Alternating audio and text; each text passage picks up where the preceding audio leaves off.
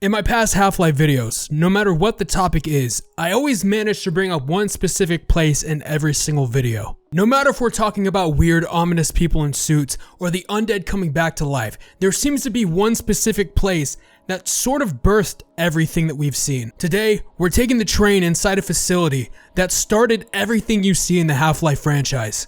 Today, we're entering Black Mesa. Good morning and welcome to the Black Mesa Transit System. This automated train is provided for the security and convenience of the Black Mesa Research Facility personnel. The time is 8:47 a.m. Current topside temperature is 93 degrees with an estimated high of 105.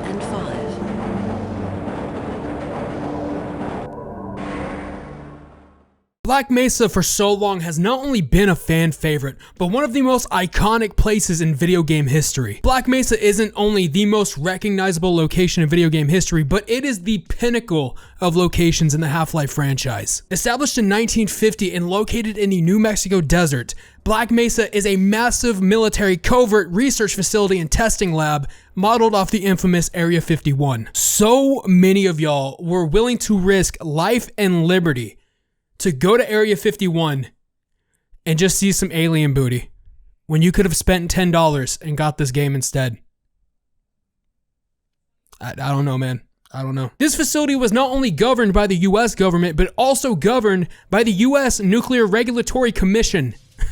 So a little foreshadowing for the future. This facility was also home to tons of different research from different fields, such as radiation, rocketry, lasers, whatever you can think of in the science spectrum. It was at this facility. Now that's just all the stuff that Black Mesa wants you to know, right? They still have several secret projects that they keep hidden away in a vault, and a lot of these have to do with time traveling and high-class weapons. And I'm gonna put on my tinfoil hat, just imagine I have one, saying that they did this because them and Aperture Labs were at a really tight competition with each other, and they didn't want Aperture Labs learning their secrets. You know, and it could be common sense, but hey, there's some people that just haven't really thought of it that way. So there you go. Black Mesa was kind of like the IKEA or the Costco, if you will, of facilities, because not only did they have science, but they also had security with administrative personnel, service personnel, and even they would have their families stay in the facility with them. The good life would unfortunately come to an end, as on May 16th of anywhere between 2000 and 2003, Black Mesa would sustain a horrible incident known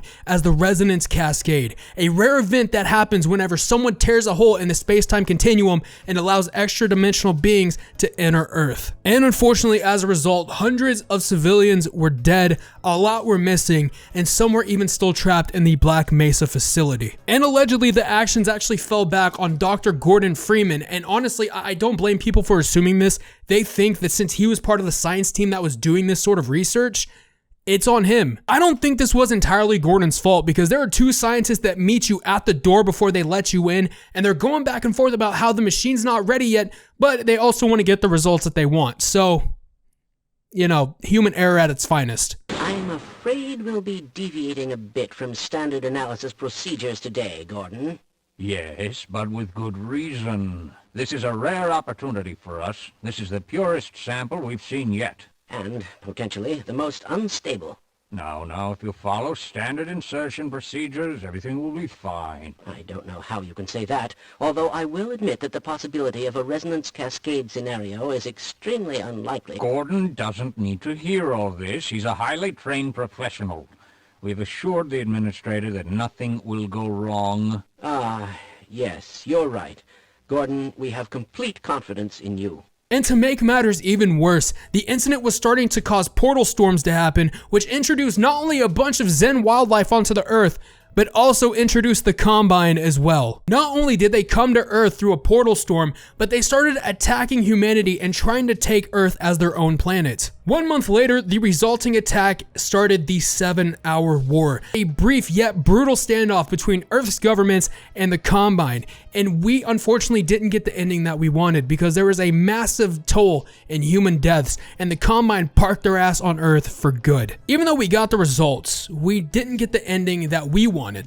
Until now. Because what happened was that G-Man stayed at the Black Mesa facility waited for the Combine to try to take the teleportation tech that Black Mesa had created, and then did the one thing that he could do to save the rest of the planet.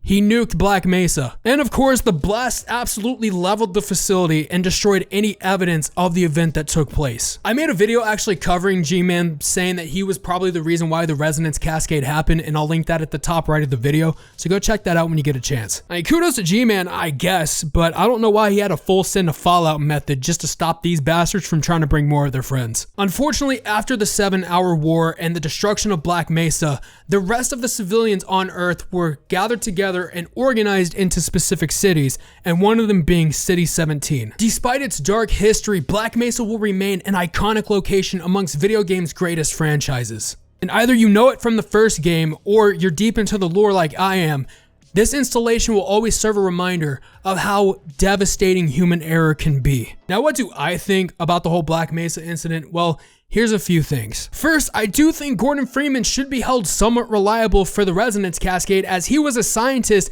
on the team that caused this to happen in the first place. He could have said something, but he didn't. Second, Black Mesa is truly riddled with a lot of mystery behind it, and if I wanted to, I can make a 30-minute, hour-long video discussing all of it, but I wanted to get to the meat and potatoes of what Black Mesa is, or in this case, what it was. Finally, if there's anything that you would like to see me check out on the Half-Life series, just drop it in the comment section below. I read all my comments, I'll respond to them as quick as possible, and your feature might be in the next video. Speaking of which, thank you all so much for watching the video, and thank you for supporting the Half-Life 2 content on the channel. And while you're leaving your comment down there, make sure that you like, sub to the channel, and tap the bell to all so you do not miss the next Half-Life 2 video when it goes out. Alright y'all, I'm gonna open up a portal to go to a dimension where I can't grow a beard, but I can grow a full head of hair.